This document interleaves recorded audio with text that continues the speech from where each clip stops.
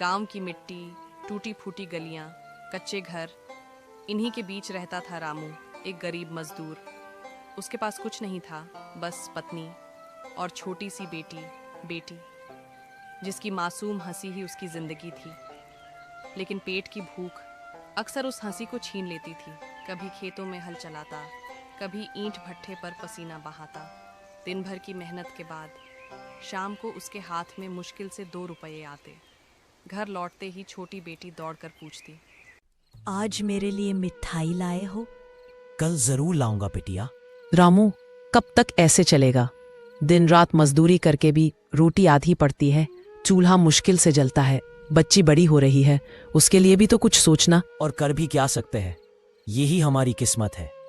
हर सुबह पसीना बहाओ, हर रात थक कर गिर पड़ो, यही जीवन है हमारा। कभी लगता है कि किस्मत ने हमसे सब छीन लिया, लेकिन जब तुझे देखती हूँ तो लगता है कि तू ही मेरी सबसे बड़ी ताकत है। पर दिल घबराता है, हमारी गुड़िया का भविष्य क्या होगा? तेरा डर मेरा भी डर है, पर सुन, जब तक जान है मैं उसकी आंखों के सपनों को टूटने नहीं दूंगा, अपनी हड्डियां तोड़नी पड़े। अम्मा, अब्बा, आप दोनों क्यों रो रहे हो? मैंने तो कहा था ना, मुझे गुड़िया या खिलौने नहीं चाहिए, बस आप दोनों मेरे पास रहो। नन्ही, तू ही तो हमारी खुशी है, तेरे बिना तो ये घर सुनसान है। गुड़िया, तेरी हर मुस्कान हमें जीने की वजह देती है। तेरे लिए मैं हर दर्द सह सकता हूँ। गला अब्बा, जब मैं बड़ी हो जाऊंगी ना तो डॉक्टर बनूंगी, तो आप दोनों को काम नहीं करना पड़ेगा, मैं ही आपकी देखभाल करूंगी। देखा रामू, हमारी बच्ची कितने बड़े सपने देखती है, गरीबी उसके हौसले को नहीं रोक सकी। यही तो हमारी उम्मीद है। बेटा, तेरे सपने पूरे होंगे, चाहे मुझे अपना खून भी पसीना बनाकर बहाना पड़े। अम्मा, अगर हम गरीब हैं तो क्या हुआ, मेरे पास तो आप दोनों हैं ना, यही सबसे बड़ी दौलत है। हमें झुका सकती है, तोड़ नहीं सकती। जब तक हम साथ हैं, कोई ताकत हमें हरा नहीं सकती।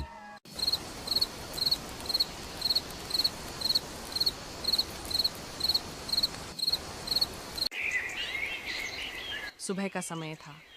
घर के अंदर रामू की पत्नी चूल्हे के पास बैठी थी। चूल्हा ठंडा पड़ा था, जलाने के लिए लकड़ी ही नहीं बची थी। छोटी सी बेटी ने उसने गहरी सांस भरी। रामू, घर में ना तो लकड़ी बची है ना अनाज, बच्ची भी भूख से रो रही है, अब क्या होगा? बेटी के मासूम चेहरे को देखा, उसकी आंखों में भूख की रेखाएं देखकर उसका दिल कांप उठा। तू चिंता मत कर, आज चाहे जो हो, मैं काम ढूंढ कर ही आऊंगा। शाम तक हमारे चूल्हे में आग जलेगी और बेटी भी रोटी खाएगी। रामू सिर पर पुराना गमछा बांधकर बाहर निकल पड़ा।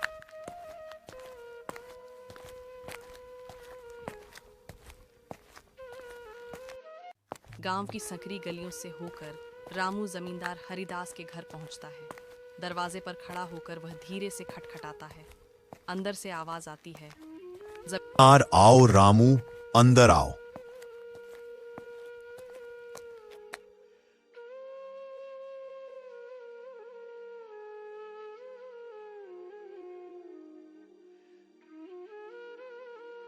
जमींदार साहब, मुझे कोई काम बता दीजिए, घर में खाने को कुछ नहीं है, पत्नी और बच्ची भूख से परेशान है। रामू, तुम मेहनती हो लेकिन परेशान क्यों हो? आलस्य कभी मत करना, मेहनत करने वाला कभी भूखा नहीं रहता। बताओ, तुम किस काम में ताकत रखते हो? साहब, मैं खेतों में काम कर लूंगा, लकड़ियां काट लूंगा, जो भी कहेंगे। बस इतना है कि आज मेरी पत्नी और बच्ची के पेट में अन्न का एक दाना भी नहीं गया। सर्दियां आने वाली है, मुझे घर के लिए लकड़ियों की जरूरत है। अगर तुम जंगल से लकड़ी काट कर लाओगे तो तुम्हें मेहनताना भी मिलेगा और लकड़ियों का कुछ हिस्सा तुम घर भी ले जा सकोगे। इससे तुम्हारा परिवार भी गर्मी और रोटी दोनों पाएगा। सचमुच साहब, अगर ऐसा है तो मैं अभी से लग जाऊंगा। आपके भरोसे ने मेरा हौसला बढ़ा दिया। याद रखना रामू, मेहनत की कमाई सबसे मीठी होती है। कभी दूसरों से भीख मत मांगना।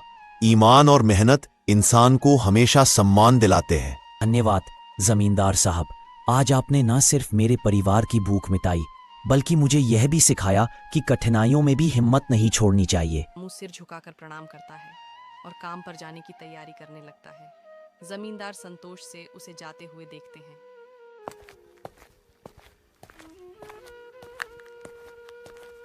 सुबह का धुंधलका, ठंडी हवा के झोंके और कोहरे से ढकी राह। रामू कांपते हुए हाथों में कुल्हाड़ी संभाले आगे बढ़ रहा है। उसके पांव भारी हैं, पर दिल में उम्मीद है कि लकड़ी बेचकर घर का चूल्हा जलेगा।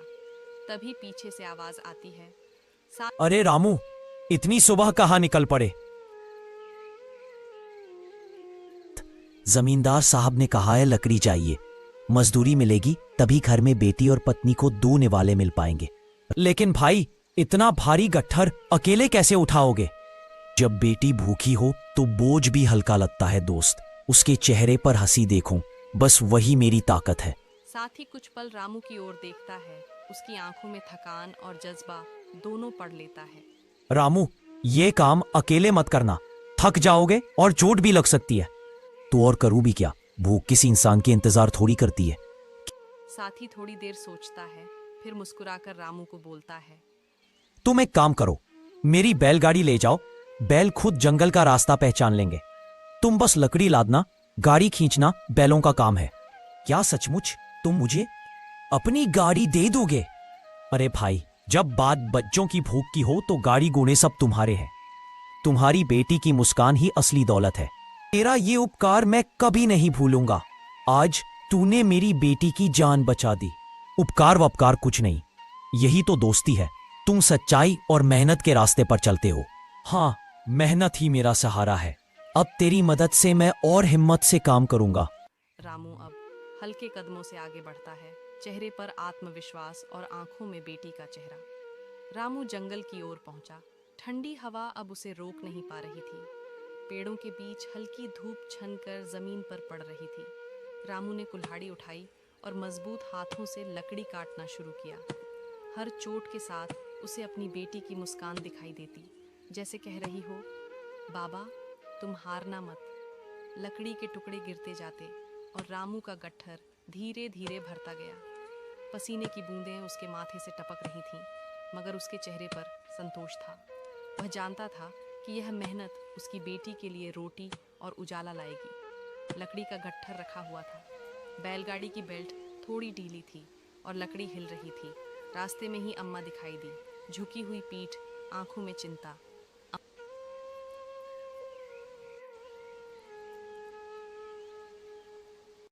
बेटा, मेरे घर चूल्हा ठंडा पड़ा है। अगर इस गाड़ी से थोड़ा लकड़ी दे दो तो रात कट जाएगी। उसने लकड़ी के कुछ मोटे से टुकड़े बैलगाड़ी से निकालकर अम्मा को दे दिए।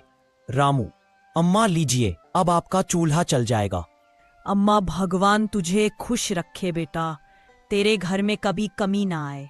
के सामने से रास्ता पकड़ा। बैलगाड़ी में बाकी लकड़ी सुरक्षित थी और उसका मन हल्का हो गया। उसने सोचा कि मेहनत का असली मतलब सिर्फ खुद के लिए नहीं, दूसरों की ज़रूरतों को पूरा करना भी है। रामू ने बैलगाड़ी में रखी बाकी लकड़ी को देखा और संतोष हुआ कि उसका काम अभी अधूरा नहीं है। उसने बैलगाड़ी का रास्ता मोड़ा और धीरे धीरे जमींदार साहब के घर की ओर बढ़ा। जमींदार साहब के दरवाजे पर पहुंचकर रामू ने हाथ जोड़कर बोला, फिर साहब, यहां से लकड़ी लेकर आया हूं। मेहनत तो बड़ी लगी, लेकिन बेटी के लिए सब आसान लगता है। वाह रामू, तू सच में मेहनती और ईमानदार है। ये लकड़ी और मेहनत दोनों ही गांव के लिए बहुत काम आएंगे। ने रामू को अपने नौकर के हवाले करते हुए मजदूरी और थोड़ा अतिरिक्त पैसे दिए। ये मेहनत की कमाई है, इसे अपनी बेटी के भविष्य और घर की जरूरतों में इस्तेमाल करना। पढ़ाई कभी मत रोकना। आपका बहुत धन्यवाद।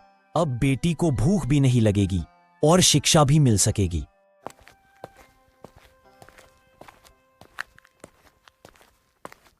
दिल में गर्व और चेहरे पर मुस्कान लिए रामू ने बैलगाड़ी के साथ घर की ओर कदम बढ़ाए।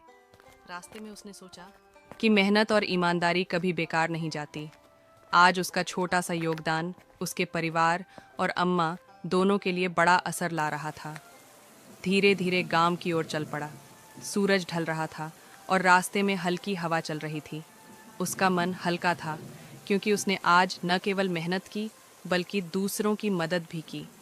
घर के पास पहुंचते ही रामू ने देखा कि उसकी पत्नी आंगन में खड़ी थी, थोड़ी चिंता और थोड़ी उम्मीद भरी नजरों से।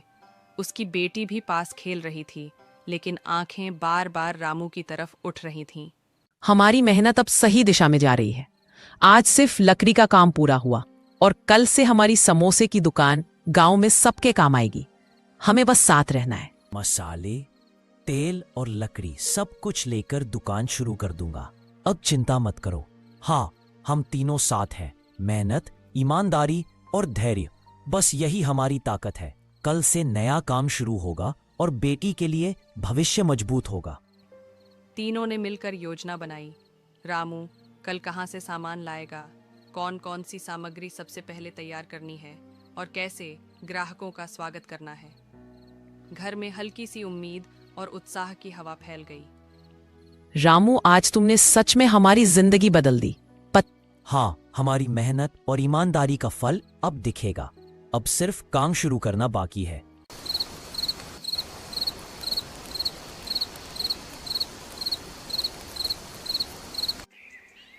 अगली सुबह रामू जल्दी उठ गया। उसने सोचा कि सबसे पहले बाजार से समोसे बनाने का सारा सामान, आटा, तेल, मसाले और कुछ छोटे बर्तन ले आना है। पास में उसकी साइकिल खड़ी थी। रामू ने साइकिल पर सामान रखने के लिए टोकरी ठीक से बांध ली और तैयार हो गया। साइकिल पर बैठकर रामू बाजार की ओर निकल पड़ा। रास्ते में हल्की हवा चल रही थी और सूरज धीरे धीरे गांव पर सुनहरी रोशनी बिखेर रहा था। उसने अपने आप से कहा, आज से हमारी दुकान शुरू होगी। मेहनत का असली मजा तब आएगा जब लोग ताज़ा समोसे खाएंगे और खुश होंगे। बाजार पहुंचकर रामू ने सारा सामान खरीदा। साफ आटा, ताज़ा तेल, मसाले और छोटे छोटे बर्तन। दुकानदार ने मुस्कुराते हुए कहा। सारा सामान रामू ने साइकिल की टोकरी में रख लिया और धीरे धीरे घर की ओर लौट चला। घर पहुंचते ही रामू ने साइकिल खड़ी की और पत्नी के पास जाकर बोला, देखो, सब सामान ले आया। अब हम पूरी तैयारी कर सकते हैं। कल सुबह से दुकान शुरू कर देंगे। तुमने हर काम ईमानदारी से किया। अब दुकान शुरू होगी और हमारी मेहनत सबके सामने दिखेगी। मैं और बेटी पूरी मदद करेंगे। ठीक है, कल सुबह से हमारी छोटी सी दुकान गांव के लोगों के लिए तैयार होगी। मेहनत, धैर्य और ईमानदारी से ही सफलता मिलती है। और पत्नी ने सारा सामान व्यवस्थित किया और अगली सुबह के लिए योजना बनाई। आंगन में हल्की रोशनी और घर में उत्साह का माहौल फैल गया। समोसे की दुकान के लिए तैयारी पूरी हो गई थी। सुबह सुबह ठंडी हवा चल रही थी। सर्दी की वजह से गांव की गलियां धुंध से ढकी हुई थीं। रामू ने जल्दी उठकर सारा सामान साइकिल पर रखा और दुकान लगाने निकल पड़ा। पत्नी और बेटी ने उसे जाते हुए हिम्मत दी। रामू, हिम्मत मत हारना। आज पहला दिन है, सब ठीक होगा। गांव के चौक पर जाकर उसने अपनी छोटी सी दुकान सजा ली। लकड़ी का चूल्हा जलाया, तेल गरम किया और समोसे तलने शुरू कर दिए। समोसे की खुशबू हवा में फैलने लगी, लेकिन पास ही एक पुराना जलेबी वाला था। उसने भी अपनी दुकान सजा रखी थी। उसकी कड़ाही में चाशनी में डूबी गर्मा-गर्म जलेबियां छन रही थीं। गांव के लोग ठंडी सुबह में गर्म मीठी जलेबी खाने के लिए उसकी दुकान पर भीड़ लगाए खड़े थे। रामू बार बार अपने समोसों को देखता, उन्हें पलटता और प्लेट में सजाता, लेकिन इतनी मेहनत से बनाए हैं, कोई तो लेने आएगा। लेकिन आधा घंटा बीत गया, कोई नहीं आया। सब लोग उधर से गुजरकर जलेबी वाले की तरफ चले जाते। रामू मुस्कुराने की कोशिश करता, लेकिन अंदर से उसका दिल टूट रहा था। उसने सोचा, क्या मेरी दुकान ऐसे ही खाली रहेगी? क्या किसी को मेरे समोसे पसंद नहीं आएंगे? धीरे धीरे सूरज ऊपर आया, लेकिन ठंड अभी भी तेज थी। जलेबी वाले की दुकान पर भीड़ और बढ़ती गई, जबकि रामू की दुकान पर धुआं और तली हुई समोसों की खुशबू ही रह गई। ग्राहक कोई नहीं। शाम तक रामू ने मुश्किल से कुछ ही समोसे बेचे। थका हारा वह अपना ठेला समेटने लगा, पर उसके चेहरे पर हार की जगह सोच थी। शायद पहले दिन लोग समोसे खाने के लिए तैयार नहीं थे, लेकिन मेहनत, मैं हार नहीं मानूंगा। कल फिर कोशिश करूंगा। हवा में रामू साइकिल पर थका हारा घर की ओर लौट रहा था। टोकरी में बचे हुए समोसे अब ठंडे हो चुके थे। पूरे दिन की मेहनत के बाद उसकी आंखों में थोड़ी उदासी थी। गांव के बाहर वाले मोड़ पर उसे वही बुजुर्ग अम्मा मिली, जिनका चेहरा हमेशा दयालु लगता था। उन्होंने कांपते हाथ से रामू को रोका। बेटा, मेरे घर का चूल्हा आज भी ठंडा है, दिन भर कुछ नहीं खाया। अगर तेरे पास बचे हुए समोसे हों तो मुझे दे दे। अम्मा, ये ले लो, भले ही ठंडे हैं लेकिन भूख मिट जाएगी। ने उसकी ओर बड़ी गहरी नजरों से देखा और मुस्कुराई। फिर उन्होंने अपनी पोटली से एक छोटा सा डिब्बा निकाला। उसमें हल्का सा सुगंधित पाउडर था। तेरी मेहनत सच्ची है, तू हार मत मान। ये ले, इसमें कुछ जड़ी बूटियों का चूर्ण है, इसे समोसे के मसाले में हल्का सा मिला देना। कल देखना, तेरे समोसे के स्वाद की चर्चा पूरे गांव में होगी और सब खरीदने आएंगे। अम्मा ये क्या है, कहीं नुकसान तो नहीं करेगा? ये जंगल की जड़ी बूटियों का चूर्ण है, सेहत के लिए अच्छा है। लोग स्वाद और सुगंध से खिंचे चले आएंगे, पर याद रखना इसमें बस हल्का सा डालना है, क्योंकि असली ताकत तेरी मेहनत और ईमानदारी में ही है। रामू साइकिल पर बैठा और घर की ओर बढ़ गया। उसके थके कदमों में अब फिर से उम्मीद की चमक आ गई थी। उसे लगा कि कल का दिन शायद उसकी जिंदगी बदल देगा। रामू रात को घर पहुंचा। साइकिल खड़ी करके वह धीरे धीरे अंदर गया। पत्नी और बेटी इंतजार कर रही थीं। रामू, आज दुकान कैसी चली? समोसे बिके? पहला दिन अच्छा नहीं रहा। गांव वाले सब जलेबी वाले के पास चले गए, मेरे समोसे कोई खाने नहीं आया। कोई बात नहीं, पहला दिन था, मेहनत रंग जरूर लाएगी। आज रास्ते में बुजुर्ग अम्मा मिली। मैंने उन्हें समोसे दिए तो उन्होंने मुझे ये पाउडर दिया और कहा, इसे मसाले में थोड़ा सा मिला देना। कल देखना, समोसे की खुशबू और स्वाद पूरे गांव को खींच लाएगा। ये पाउडर कहीं नुकसान तो नहीं करेगा? नहीं अम्मा बोली, ये जड़ी बूटियों का चूर्ण है, सेहत के लिए भी अच्छा है। असली ताकत मेहनत और ईमानदारी में है, पाउडर तो बस मदद करेगा। ने मिलकर मसाले की तैयारी की। रामू ने पाउडर हल्का सा उसमें मिला दिया। खुशबू सचमुच अलग और ताजगी भरी थी। सबको विश्वास हुआ कि कल कुछ नया होगा।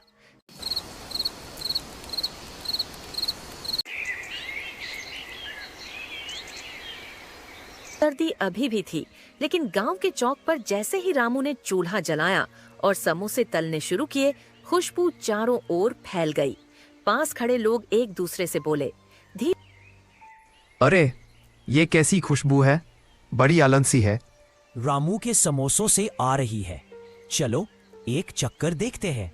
जलेबी वाले की भीड़ से हटकर रामू की दुकान की ओर आने लगे। किसी ने एक समोसा लिया, चखा और तुरंत अपने दोस्तों को बुलाया। कुछ ही देर में भीड़ बढ़ गई। लोग बार बार प्लेट भरकर समोसे लेने लगे। रामू का चेहरा खुशी से चमक उठा। कल जहां एक समोसा भी मुश्किल से बिका था, आज सब ओर से आवाजें आ रही थीं। अम्मा का आशीर्वाद और हमारी मेहनत दोनों ने मिलकर आज चमत्कार कर ओर से आवाजें आ रही थीं।